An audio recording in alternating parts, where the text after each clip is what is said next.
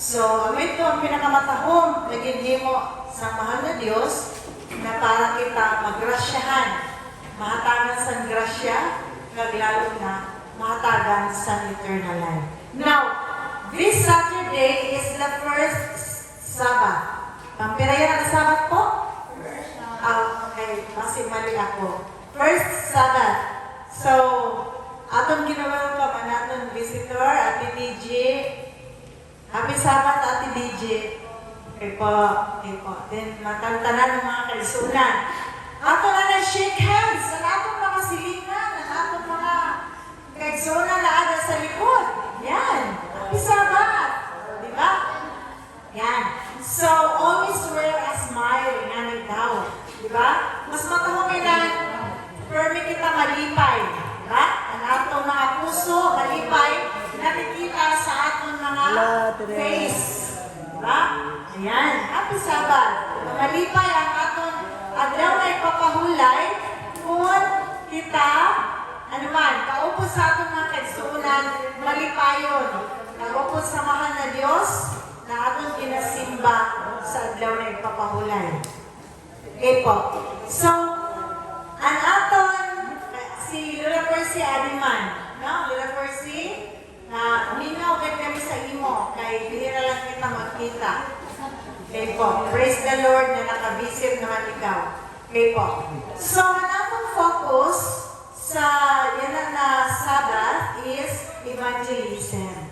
Ano ba ang evangelism? So, ang evangelism, as we all know, amo ini directly ang ginsugo sa Ginoo. Bilang mga katawan niya, Seventh-day Adventist, we have a mission, di ba? A mission to preach the gospel. Bilang sugo sa Ginoo. Antes siya nag-ascend to heaven, di ba? Sabi niya sa iya mga disciples, na iya ginpilinan, sa iya pabalita, sa iya life, his story, di ba? Sabi niya, go and preach the gospel.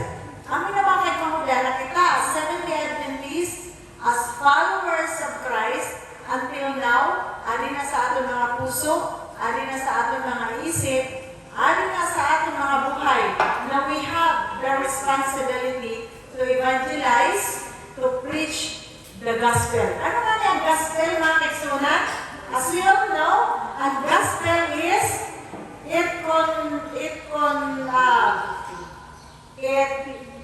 comprises the four aspects of the life of Jesus Christ. Ano nga itong primero? The birth of Jesus Christ. Kailangan ibalita natin nila sa buong mundo na si Jesus Christ na tao, hindi sa kinapaan. May mga tao na hindi siya sila nagatuod na matuod ini na gospel. Pero, the whole world is celebrating, in fact, every December, nag-celebrate ang buong mundo sa birth ni Jesus Christ. So that is one proof na dapat mga tao na nag-witness na Jesus Christ was born. Then number two, ano yung life ni Jesus Christ? San siya, his death on the cross. Ang purpose ko nato kay natao siya is to save the humanity, being a Savior. Ano nga rin, pang sabi sa angel, the Savior is born. Diba? So, ang purpose of to is to save. So, para niya ma-save ang humanity, di man niya mapasunod sa niya mga maayo na mga hinimuan lang, alone. Nagpakita siya sa mga maayo na mga example kung paano mabuhay ang tao sa tama. Nagbulig siya sa mga tao, nagbulig siya sa ginigana, doon sila ang tama na pag mabuhay sa mundo. Ipakita ni Jesus na example. But that was not enough. No? Those things na iyan ipakita, pagbulig sa tao, pag-ayos ng mga may sakit, pagbuhay sa mga patay, those things are not enough. Kundi, nag-abot na lang sa punto na siya mismo died on the cross. Offered his life, no? Para maintindihan sa tao ang iyong purpose. Kasi kung dili niya i-offer niya buhay on the cross for the humanity, dili sa tao mabatyagan kung ano kadako ang niya burden. kung ano kay natawag siya din sa kinaban. He left his throne above. No, iya kimbiyaan, ang iya holy throne, ang iya, sabi na, ilan, royal throne. I'm good to go. I'm good to go. Ang iya holy throne, dito sa langit, bibiyaan niya. Diba? Ang iya mighty throne, royal throne, hindi basta-basta si Ginoong Jesus. Diba? Pero bibiyaan niya ini for the sake of humanity. Because He loved people. He loved the one He created. Diba? Kita ang mga creation kita sa Ginoo. Kaya, iya gayon, wala siya nagtugod na dili kita malukat hali sa pagkakulong sa sala. No? Kaya, because of the life of Jesus, He died on the cross for our sake. Because of that, we have the old grace. Naragaan kita sa grasya, naging free kita sa sin. Na ikaw kita niya na sin choice sa buhay ka. Either to choose the world or to choose the eternal life na iya gin-offer. Actually, mga kaimahudan, ginatag na niya ang eternal life sa aton. The moment na gibato natin si Jesus Christ sa aton baptism, we receive the eternal life. And the moment na ginhang si Jesus Christ sa cross, we receive the eternal life. Kaya ito, kabayo ito sa eternal life na iya inhatag sa aton. Kaya lang, nasa sa aton ini, may kondisyon. Kung aton siya batunon, kung aton batunon na niya sacrifice, na niya grasya na ginhatag sa siya namatay dito sa cross, then we can have this eternal life. Nasa sa aton yung mga kaimamudan.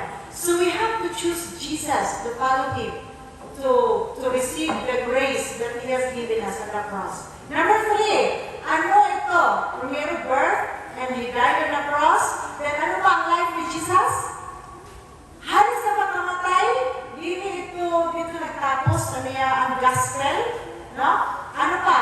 He was risen. Nabuhay siya otro para ipakita sa aton na ipakita sa tanan ng mga tao sa bilog na mundo na siya ang makagagahon ng Diyos. Nahimo ba ni Satanas na magpakamatay para sa tao? Wala. Nahimo ba ni Satanas na mabuhay otro para sa tao? Wala. Kaya, mga kaimahudan, si Jesus Christ purposely nabuhay siya para mapakita niya sa mga tao na siya gayon ang Diyos na na magligtas sa tao, na magbuhis ang buhay para may ligtas ang tao. Pag nabuhay siya ito, para magkaikon paglaom ang tao. Nabisan kita mamatay, sili na kinapan, may paglaom kita na mabuhay kita ito. Kaya bubuhayon kita niya. Amin ang great hope. Amin ang dako-dako na paglaom, dako-dako na balita na atong is-share pagkato sa mga katawhan. Amin ang dako-dako na balita na dapat mag-convince kita sa atong mga sarili mismo na amin niya ang gospel. Amin niya ang pabalita, matahong na balita, good news. Naging sabi ni Ginoong Jesus, share the good news, share the gospel. Ang natahong na balita, ina may paglaon kita. Na kung kita magsunod kayo sa natinud-anon sa Ginoo, ang nako na paglaon, na bisa kita mamatay, sila kinapan. Ininad madunuton, nalawas naton, bidis ini na mundo, ilisa niya ini, sa dili na madunuton, kagiya kita, ikaupod dito sa langit na napulianan. Amin siya ang gospel. Then the last one, ano ang kaupat? Remember, upat siya. Upat din siya na that comprises the life of Jesus. Ano ang last? Yes, sino magsabi? And he mag-ascend to heaven. Amo ito ang pinakadako-dako na pangyayari sa buong mundo na na-witness ang 12 disciples ni Jesus. Ang iya pagkadto sa langit. When he ascended to heaven, ano ang great hope na iya hatag? Ano ang promise? Nag-promise si Jesus. Ano sabi niya? Makato ako, sabi niya, dili makaduol. Kasi nakita niya ang mga disciples niya, nalingaw sa iya. Kaya imagine, pero sila katuig didi sa kinapan. So, silang 30 years na nagpupupod.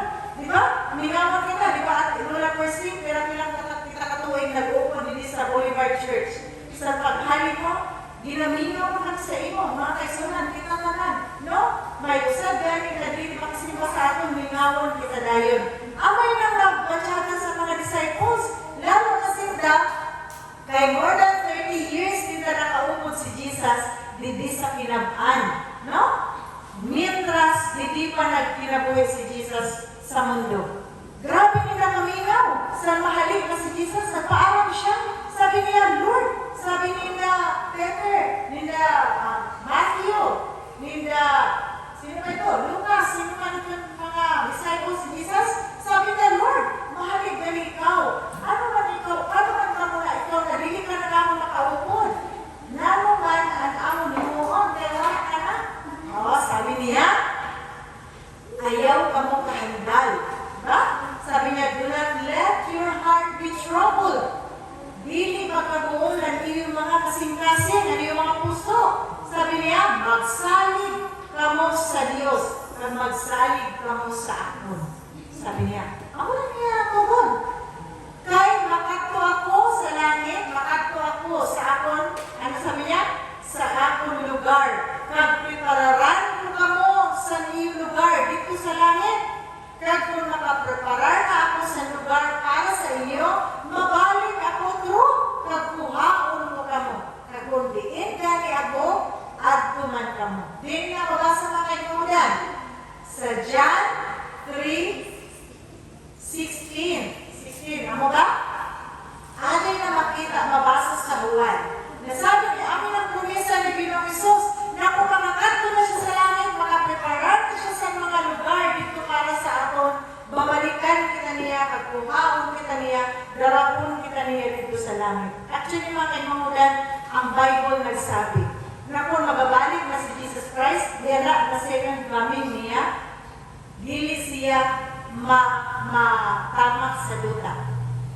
Aram niyo kung ano niya imoon, katulang siya sa panganod, kag iya kita kuhaon, ipa-experience na niya sa aton kung paano siya nag-ascend to heaven. Kayo lang, no? Katahong pamatay nun. Aram mga kaibigan, kung ato nila-imagine nun, na maglutaw kita sa hangin, paupo ni Jesus Christ, magasugat kita sa iya, or susugaton kita niya, dida sa panganod, kaayo sa pamatyan. Na ali ang Ginoong Hesus na aton gialagadan, na ini aton pag-alagad kayo mga kaibigan, this will not be in vain. Dili ini magkadto sa kawang lamang or warang pulos. Kundi in the end, aton maaani ang promesa sa Ginoo. Na He will come again and to take us all to heaven, na para magkaigong kita sa 1,000 years na vacation dito sa langit. Amoy na mga kaibigan, ang complete gospel, ang kakumplituhan sa gospel sa buhay ni Jesus Christ. Kaya until now, we, as Seventh-day Adventists, ano na word ang Seventh-day Adventist? Ano ang meaning sa lahat? Gusto sabihin sa Seventh Day, ang mga Adventist, na ang mga tao na nagahulak kang Ginoong Hesus sa iya pagbalik, di ba? Sa iya pagbalik, kang nagasimba sa ikapito na adlaw. Kaya kita, as Seventh-day Adventist, waiting for the second coming of the Lord, kami ng word na Advent, waiting for the second coming of the Lord, because we know that God, Jesus Christ, will come again to take us all to heaven. Ano yun ang promesa ng Ginoong Hesus? Kaya mga kaibigan, ano ang sabi ni Jesus Christ? Talaga ni siya, go and preach the gospel. Ito na gospel na iya ginamin, amoy ito iya buhay, na makadisiya o turo, at iya kita kukuha. So mga kaigsunan, biya mga katawan sa Ginoo, amoy niya ang aton mission. We are Bible-based. Ano kita? Bible-based. A Seventh-day Adventist believer, we are Bible-based. Ang aton pagtuod sa Ginoo, base na sa Biblia, na aramdan ang Biblia, amo ini ang iya ginbilin, na iya sormato na magagiya sa aton pagkatapos sa matuninong na buhay, sa matahong na buhay, mitras kita nagapaabot sa iya ikaduha ng pagbahay. galing. So, ano mga sa atong kanta? We are grounded in the Bible and focused on our mission. Ano ang mission natin? As Seventh-day Adventist, to share the gospel, to share the salvation that Jesus brought unto us. Kadama mga tao na dinisip maalam ang kay Bulan. No, actually, ako, naralang ako na dako na ako nini naintindihan. Kung ano ka very comprise sa ilang gospel. Kung ano kayo unod sa gospel. So, ang mga inigaling mga kay Bulan. Kaya we, bilang kita mga katawa sa Ginoo, we have the obligation. Anong obligation natin? To share the salvation that we have received. Atong i-share ining kaligtasan na atong na-receive. Amo ini ang evangelism. That's why an aton church is doing an evangelism. I-pray natin mga kaimamudan guru gabi an aton women's ministry crusade na paghimuon dili sa nursery, dili sa Celestina, dili sa nila area, no? Because dili sa Celestina nakawali kita dida 2012, pila nakatuig, 14 years na ang nakalipas. So ako naman sinda, walihan utro. Kay para makabating naman sinda sa pulong sa kaligtasan sa mahal na Diyos. Amin naman kay Maudan ang purpose kung ano kaya nagahimo kita sa mga crusade. Because God said, preach the gospel. Preach the salvation. And preach the good news. Diba? Ang good news sa tao mga kaimunan, walang magayod sa diba? Kung dili ang atong kaligtasan, nila ang Ginang Jesus. Sa mundo, sa bilog na mundo, bisan diin nila magkato, malukot naman niya ang buong mundo. Wala na kasiniba na kayuhan na makita ta, kuli ang kayuhan kayo na magsunod nila sa Ginoo. Ano? So, ako yung mga kaimunan na atong evangelism, no? The purpose of evangelism. Sa first Sabbath, atong i-celebrate ang evangelism. Mga kaibigan, damo sa paagi. Nasabi, hindi man ako maaari mag-speak. Hindi man ako maka-share. Mga kaibigan, damo ko na paagi na ma-evangelize natin. Maka-evangelize kita makado sa iba. By doing our own, kita mismo sa sadirita, ama sabihin na, be the sermon. Nato sa diri, pimunta na ako mismo ang maging sermon para sa iba or the message of salvation. Pinaagi sa paghimo, pag pinabuhi natin sa buhay ni Jesus Christ, kung ano ang ipakita niya sa pinabas na Biblia, amo man nila mga kay Pangulan, ang mensahe na ma-share sa iba. Masabi ang mga kung ano ang kita sa ito, kung ano ang ugali ka sa ito, ano ang buhay ka sa ito, sa diri pakita nila sa Ginoo, then nabago kita sa bakit ka ang mahal na Diyos? Usad hindi na mensahe. Ano, brad to? Sa atong mga buhay, usad to, dili ang hayan, ang atong mga hinimuan, sa atong mga buhay, tapos niya na, nagbatong kita sa Ginoo, naglabago kita, usad din na naglabago ng mensahe, makato sa iba. No? Ang atong mismo buhay is a sermon. Ikinabuhi na lang ang buhay ni Ginoong Jesus. Ang paggaling sa simbahan, sa isakto na adlaw, naging sabi na ada sa Biblia. Ano ang sabi sa Biblia? Klaro gayon. Remember the Sabbath day to keep it holy. 6 days magtrabaho ka, ang ikapito na adlaw, pag-rest sa imo sa diri. That's how God take care of us. Palangga ngayon kita sa Ginoo. God is a God of love. Ginagahan kita niya sa one day to rest, na para magtaas ang buhay ka, hindi sinin na kinapan. Eh kung hindi kita mag-rest, sige lang kitang trabaho from Sunday to Saturday, ang atong lawas, galit mapatay. Lalo na yan na, no? Sige na atong mundo. Di ba nakita natin, dahil mga inasimana na namatay ng mga bata pa gayon. Di ba? Sa lain na simana, dito kami sa pagmangko ni Daddy, dito sa Placer, kaya namatay siya 21 years old. Wow, mga kaimulan, 21 years old. Dahil ang lifestyle niya, hindi siya nagaturog, nag-iis, hindi para cellphone. Hindi siya para cellphone, kaaga, alas 4 na siya maaga nagaturog. No? Alas 4 maaga nagaturog, alas 5 maaga. Nakasakit siya, ang iya brain cancer. Ang iya brain, nadaot. No? Dahil, pero siya walang lang, ang mahal na Diyos, wala ka kayo kita. Aram niya wala ng atong need. Diba? Aram niya kung di masira ang lawas na. Kaya iya gintunga ang adlaw. Sa adlaw, binatagan niya kapawa, ang gabi, ginhimo niya nagdulog. Para dili na kita magtrabaho, mag-rest. Ginhimo gayon sa Ginoo ang gabi para kita mag-rest. Kaya mga kaibigan, dili ka pag-i-abuse ang atong lawas. Dili ka pag-i-abuse ang ginhatag sa Ginoo sa atong na lawas. Naging create sa Ginoo, hindi na kinapan. So, kung ano ang design sa Ginoo, atong sunodon para kita mapaayo. Kaya kung, in other words, kung dili kita magsunod, malidiswido kita. No? Damang evidence, damang kasi mga katunayan sa atong palibot na kung atong i-abuse, hindi mga ginhatag sa Ginoo, ang sistema sa Ginoo sa mundo, dili gayon kita maganungtan. No? Dili gayon kita magadugay sa ginakinapan. Kung dili ka sunod doon, ang tama na paggiya sa Ginoo. Kaya mga matanon, be aware. No? Be aware of yourselves. Dili niyo pag-abuse ang oras sa Ginoo na ginhatag sa aton. Spend time with the Lord. Imbis na mag-spend ka mo dito sa social media na wala mong pulos, di man niyo mag-income, siguro okay lang. Kung paaga, dili ka mag-cellphone ka mo, na dili ka mo maturog, kung sa paaga na iyo himuon, pagkaaga, may kung ka mag-income na 100,000 or 20 mil or pera ka mil. Di ba? Okay lang mag-pera ka mo kay may kung ka mag-income. Kung sabihin, may ginalook at ka mo, namayaman ka mo, may income ka mo.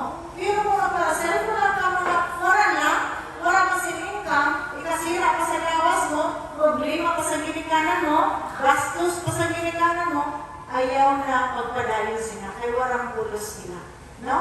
That is in vain. Ikaw mag-asapay, dili ka magalungtan. Paano mga pangarap mo? Paano ang plano sa Ginoo sa imo?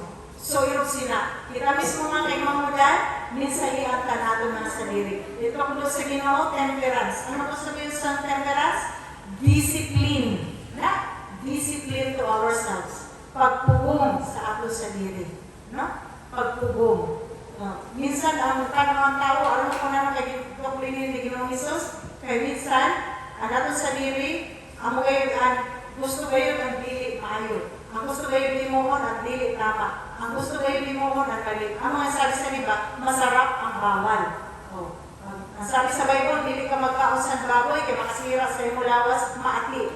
Pero manamit man ang baboy, manamit ang lechon, lalo na magkakatasan, ang panit, kanamit. O, di ba? Pero manamit man sa lawas, sakit man ang abuta. Sabi sa Ginoo, maati, dili pagkaunon. Pag sinukat mo ang surat sa Ginoo, anin ang resulta sa atong lawas. So kaya ang gusto sa Ginoo, magpugong kita sa atong sarili. No? Discipline, intugdo kayo nila sa Ginoo. That is the fruits of the Holy Spirit. So now, alam na to evangelize ourselves. We have to remind always ourselves. I-remind na kami natin sa sarili, magsunod din sa pulong sa Ginoo. God bless us all.